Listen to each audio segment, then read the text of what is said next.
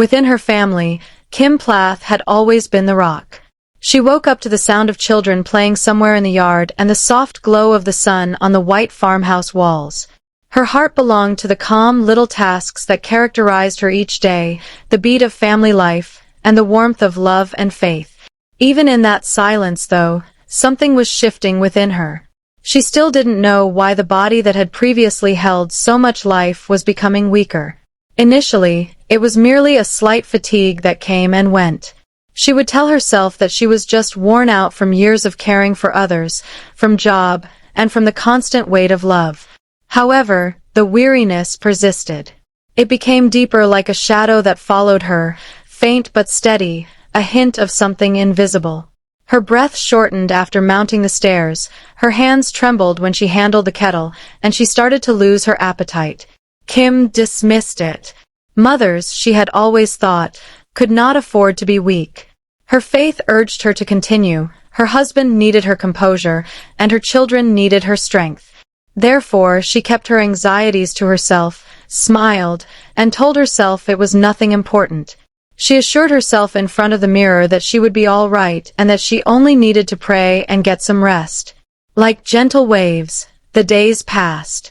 She was surrounded by her family's laughter, housework, little arguments, and the normal sounds of daily living. But stillness was spreading within Kim. She started to lose her memory, and occasionally she would pause in the middle of a sentence, unable to recall what she had been going to say. The room tilted as she stood up too fast. She almost passed out a couple of times, but she caught herself against the wall and waited for the light-headedness to subside. She didn't speak to Barry. She feared the worry in his eyes more than the illness itself, even though he was a wonderful man who worked hard and was steady. She couldn't stand to watch her family treat her like a weakling. So she put layers of calm over her pain. Every prayer was a private dialogue with God that ended in silent tears she never showed anyone, and every smile turned into an act of bravery. Lydia, her daughter, was the first to notice. Lydia observed how Kim would stop and then stand up, how she would put her hand to her ribs when no one was watching, and how her laughter would occasionally end too soon. Lydia, however, was submissive and kind. She remained silent while praying for her mother. The roughest times were at night. Kim would listen to the house breathing while she lay awake. She could feel her heart beating strangely in the silence, slower, heavier, and uncertain, as the old flooring groaned and the wind blew against the windows. She reflected on her kids, how they all held a piece of her, and the secrets she kept from them. She reflected on her past transgressions, the love she occasionally showed too fiercely, and the forgiveness she desired but never requested. She started writing once more, putting words on pages that only she could read. She never told her children that she had written letters to each of them. Words of hope, compassion, and apology. She also wrote to Barry, expressing her gratitude for each moment, each sunrise, and each prayer they exchanged. Even as her body gradually betrayed her, her writing became her secret haven of tranquility. She woke up one morning in more acute discomfort than before. It began in her back and moved to her side. As the world merged around her, she stood at the wash basin, gasping for air, attempting to wash dishes. Fear took root in her chest for the first time. As though to keep herself together, she clasped her hand to her heart and prayed quietly. However, the agony persisted. Instead of waiting for it to end, she sat down and let her thoughts roam. Waves of memories came flooding back, including the first time she held her babies, Sunday hymns singing, laughing resonating throughout the house, and long car rides with Barry when they daydreamed about the future. Everything that was limitless suddenly appeared to be delicate. She was able to move once more by the afternoon. As if nothing had happened, she mustered a grin and went about her day. She nodded but claimed to be all right when Barry inquired whether she was weary. He thought she was real. Everyone did. She was Kim, the woman who never grumbled, powerful and unbreakable. Her condition steadily deteriorated over the course of several weeks. Her complexion turned pale, her eyes glowed in the distance, and she started to lose weight. She didn't reveal her secret, though. She drove herself to the town's tiny clinic one afternoon after everyone else was gone. The light appeared excessively brilliant, and the drive seemed longer than usual. She felt smaller than ever as she sat in the waiting area with strangers all around her. The doctor's voice was soft and soothing as he spoke to her. He placed an order for tests and promised to call when the results were in. Her hands clutched tightly together, her heart mute with fear. She nodded. There were several clouds in the sky on the way home. Tears rose in her eyes, but she resisted letting them fall. Don't think the worst, she reminded herself. Everything was just as it had been at home. The kids laughing, the food being prepared, the quiet murmur of the evening. Her world seemed to have divided into two parts, one visible to everyone and one that was only sensed by her. Days later, the phone rang, and she answered it. The sound reverberated across the kitchen, making her hands shake. Life will never be the same after she responded. She knew deep within. She was unable to. Not quite yet. She closed her eyes and put her palms against the counter. Rather, she gazed at the sunlight streaming across the meadows outside the window.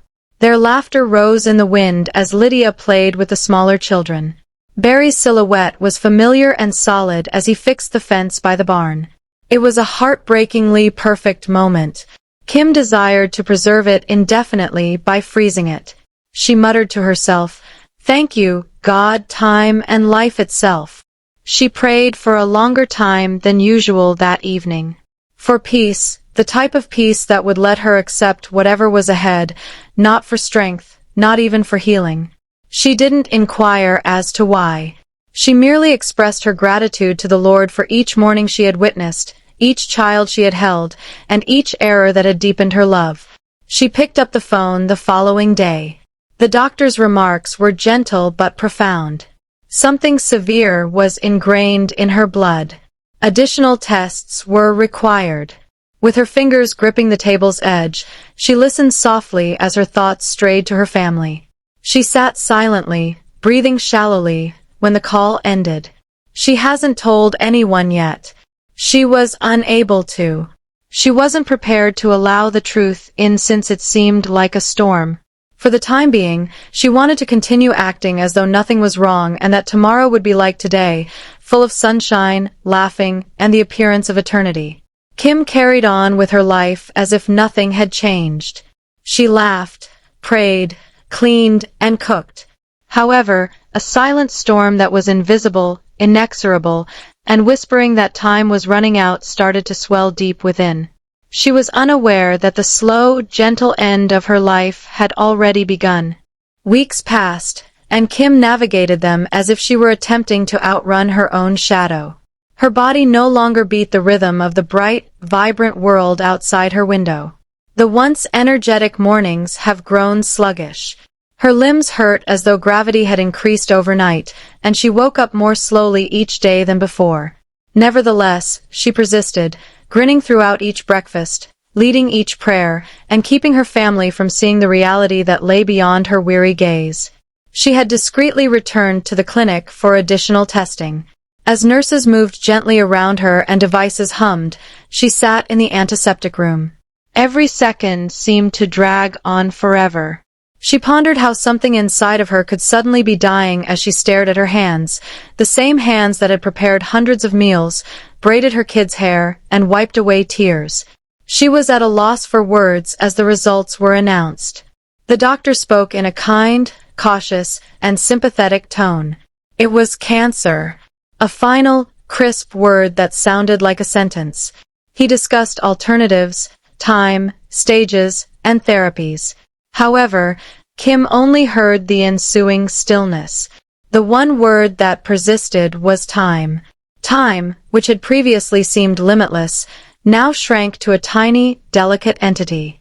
She didn't cry on the way home. She just tightened her grip on the steering wheel and told herself that everything would be all right. Faith would have to see her through this storm as it had seen her through so many others. She was unsure about how to inform her family. How do you explain to your kids that their mom is losing her health? Telling your husband that eternity is a myth is a difficult task. Thus, she remained silent. However, silence has a way of becoming more powerful than words. Lydia noticed that her mother remained in bed for greater periods of time. Barry began to question why she shunned food and flinched whenever she lifted anything. Kim's voice no longer seemed credible as she insisted that she was all right and that it was just fatigue. Lydia's cries became increasingly urgent. She prayed to God every night for her mother's healing, protection, and guidance. Uncertain of why her heart felt so heavy, she occasionally sobbed by herself in her room. She could sense the truth approaching, like thunder behind the clouds, even if she did not yet know it. Kim started to lose her strength more quickly than she had anticipated. She needed assistance to stand on some days. She had shortness of breath, impaired vision, and was exhausted by the slightest activity. Even though her hands were shaking too much to keep the knife steady, she made an effort to continue living her life as usual, folding laundry, helping the younger kids with their lessons, and cooking. She resisted letting the sickness take away her mothering responsibilities. Now Barry kept a tight eye on her. After years of loving Kim through happiness, adversity, and every transition life threw at him, he realized something was seriously amiss. He grasped her hand as they sat together one evening, his eyes full of unanswerable inquiries. Kim averted her gaze, grinning slightly, and said that she was simply exhausted. He didn't ask more questions.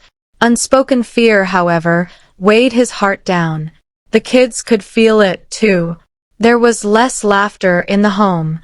Unaware of why their mother was moving so slowly or why her face was paler every day, even the younger ones started to tiptoe around. Kim attempted to downplay it by claiming that she simply needed to sleep, but the reality was starting to emerge in her eyes, the silent resignation of someone who is aware that her body is failing. She would sit by the window with her journal once more in the nights after everyone had gone to sleep. She wrote about her thankfulness, her concerns, and her love for her family while the moon shone on the pages. She wrote of her faith and how, despite her inability to see it, she thought everything had a purpose. She occasionally penned letters to her kids, offering consolation for a day she wouldn't be around and guidance for their futures. Carefully folding them, she concealed them in a wooden box under her bed. She was able to endure what her body could not because of her faith. Even though she was exhausted from the trek to the car, she made an effort to get to church every Sunday. She prayed for her family, not for herself, hoping they would be resilient when she was no longer able to be. In the same way that God was preparing her heart, she prayed that he would prepare theirs gradually and gently. However, truth has a way of speaking up. While assisting her mother with laundry one afternoon, Lydia discovered the clinic letter hidden inside a drawer. She was frozen in place by the envelope's name. Her hands shook as she opened it. Her tears made the words hazy. Everything around her seemed to fall apart. Lydia sat quietly at the kitchen table next to her mother that night. Although she remained mute, Kim could see the truth in her daughter's eyes, the dread, the heartache, and the silent comprehension. Both were silent for a long time. The only sound in the room was the ticking of the ancient wall clock. With a gentle and tender touch, Kim reached across the table and clasped her daughter's hand. There was no need for words. They were both aware. Kim ultimately broke down that night.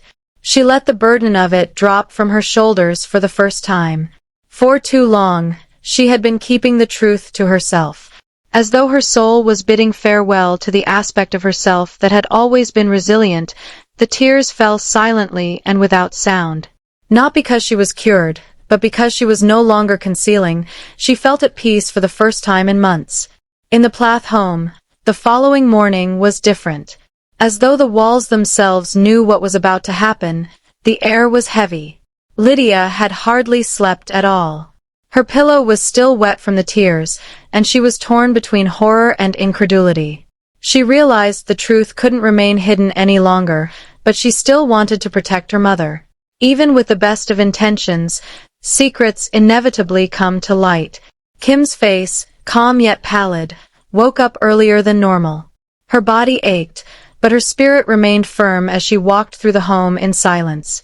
She seemed almost unearthly that morning because of her tranquil acceptance and serene demeanor. Lydia observed her, wondering how someone so frail could appear so powerful. Barry arrived home from work earlier than normal later that day. Lydia had told him everything. Between sobbing, the words had flowed out, each one more painful than the last. Barry's mind refused to accept it, and he stood motionless. Cancer. Like smoke, the word hung in the air. He had always viewed Kim as the center of their family and as unbreakable. It was impossible, almost cruel, to think about losing her. Kim was seated at the table with her journal open when he eventually entered the kitchen. She noticed the awareness, the fear, and the anguish in his eyes when she looked up. They were silent for a long time. No further inquiries could be asked. Like the final breath of a fading wind, the truth had come in silence. Barry took her hand in his and sat next to her. His hand was shaking but warm. Kim gave a gentle squeeze in return, her gaze calm and gentle. Though he was unable to form the words, he wanted to reassure her that she would be all right, that they would battle it, and that miracles do happen. They both understood that this was a journey to be shared rather than a fight to be won. The home felt heavier than ever by evening. With pale looks and bewildered hearts, the kids gathered in the living room. Kim had made the decision to inform them. With love instead of fear. She wanted children to realize that death was just another form of beginning and not the end. Despite the discomfort, she spoke steadily and with a soft voice. She informed them that she had been ill for some time and that although her body was worn out, her heart was at peace. She assured them that love endures in every memory, prayer, and deed of kindness, and that it does not fade when a person departs. The younger kids clung to her arms as they started to cry. Barry put one arm across her shoulders and Lydia sat close to her, holding one hand. Micah tried to conceal his tears as he stood close to the window. Whispering that it wasn't fair, Mariah kept shaking her head.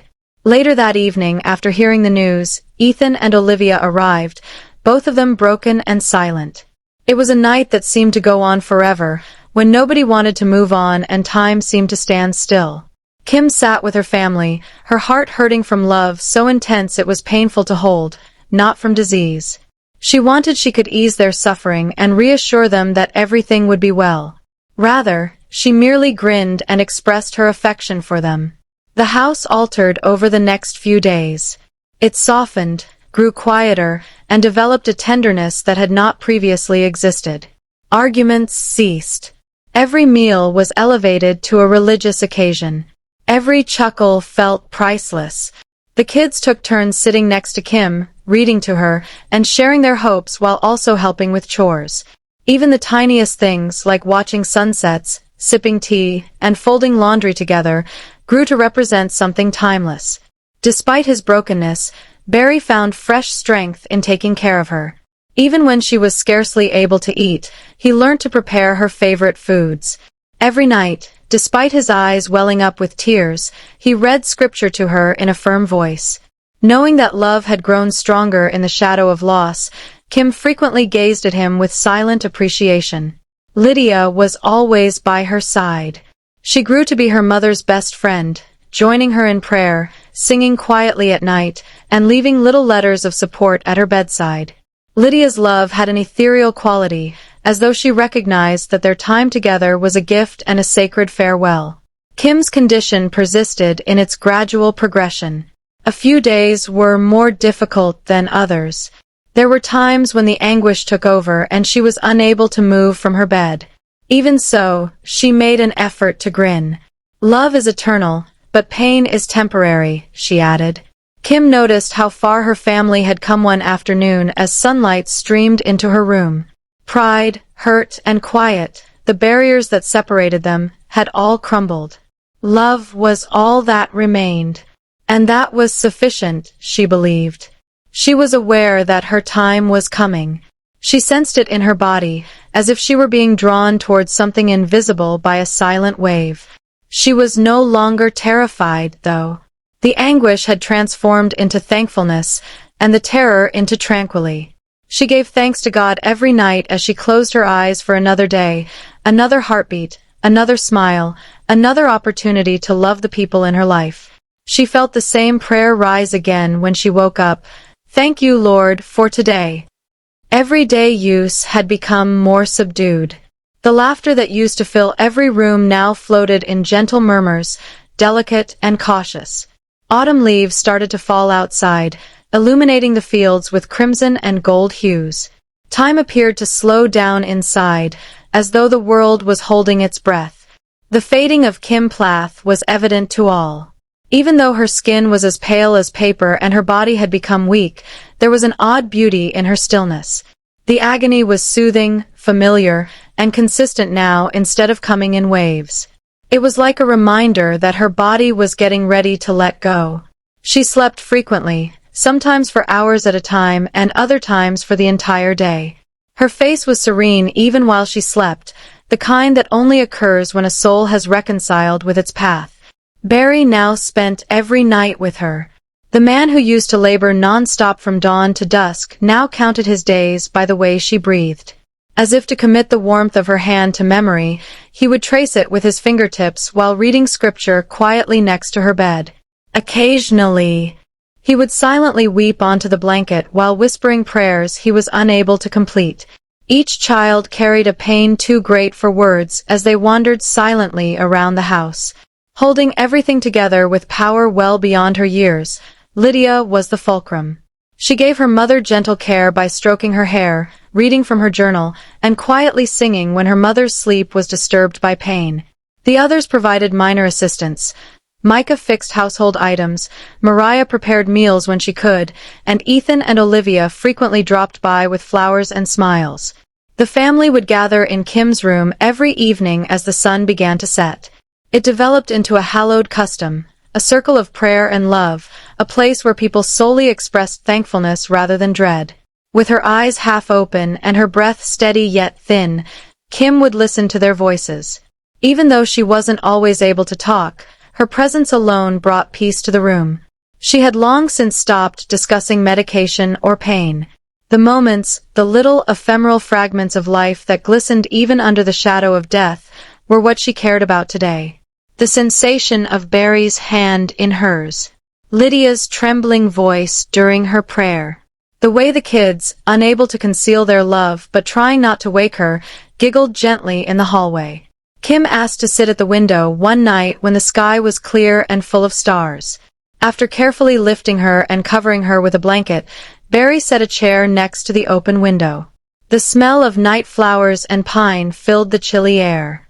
Her eyes reflected the light of 1,000 far-off suns as she gazed up at the stars. A prayer that only her heart could hear was spoken by her. She gave thanks to God for each sunrise she had witnessed, each storm she had weathered, and each person she had loved. She had trouble waking up the following morning. Her pulse was soft and slow, and her breathing had become feeble. With their hearts broken but their spirits unified, the family gathered around her bed. Although the room was silent, it wasn't deserted.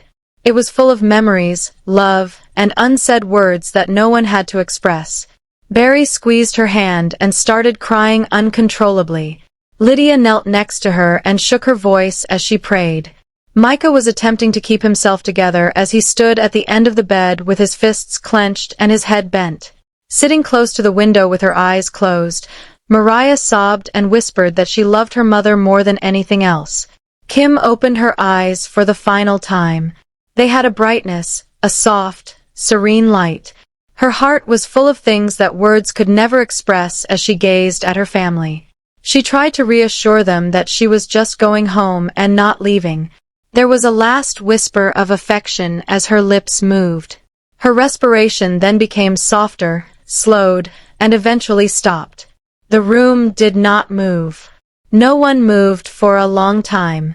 The morning light spilt across her face, the breeze ruffled the curtains, and the clock in the corner ticked quietly. She appeared nearly glowing, as though her soul had already entered eternity. Barry put his forehead into her hand and started crying, but it was love rather than despair.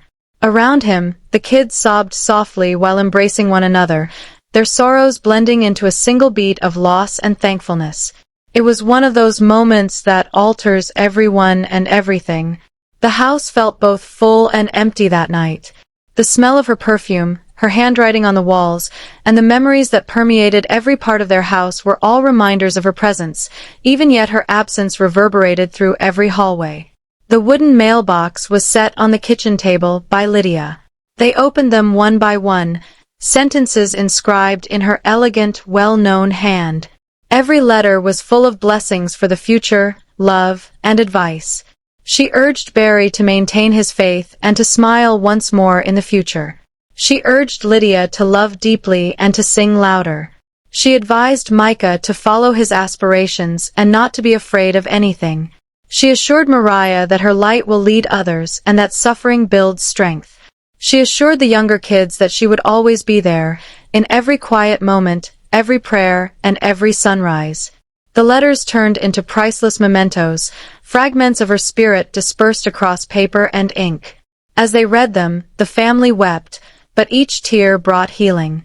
The Plath household started to regain its routine in the weeks that followed. It was softer, more subdued, and rooted in faith yet impacted by grief. In her honor, Barry planted a garden with her favorite flower, lilies. Lydia continued her story by writing in her mother's journal, which she kept on the nightstand. There were moments when the wind through the fields brought a murmur that was kind, comforting, and everlasting, like her voice. And they found serenity in that murmur. Even though Kim Plath was no longer with us, her light endured in the hearts she molded, the love she planted, and the faith she lived by till the end of her life. Illness had not defeated her. She had just returned home. The seasons changed again as the weeks became months. The silent silver of winter took the place of the golden leaves that had fallen during Kim's last days. The home was empty, but it was breathing again. Slowly, the previously intolerable quiet turned into a reminder of love that never faded, not of loss. She was still there everywhere. The faint aroma of her favorite candles permeated the hallway. The family photos grinned back from the walls of the living room, frozen in times when laughing had been effortless. The quiet hum of the refrigerator brought back memories of Barry's early morning routines. Now, Barry tended to the garden he had planted for her outside most of the time. It had evolved into a haven where sorrow gave way to introspection. Early that spring, the white, pure lilies bloomed, their scent filling the air like a quiet song. "I'm still here, Kim," he would mumble while kneeling next to them and lightly touching the petals. "I'm still making an effort." He stopped crying every night. The weeping had subsided into a more subdued form of acceptance. He would occasionally feel as though she was present when he looked at the sunrise, in the warmth that kissed his skin, in the light that pierced the clouds. Lydia turned into the family's silent lifeblood. She inherited her mother's strength, grace, and patience. She read from Kim's old journal every morning, adding her own thoughts at the bottom of the pages.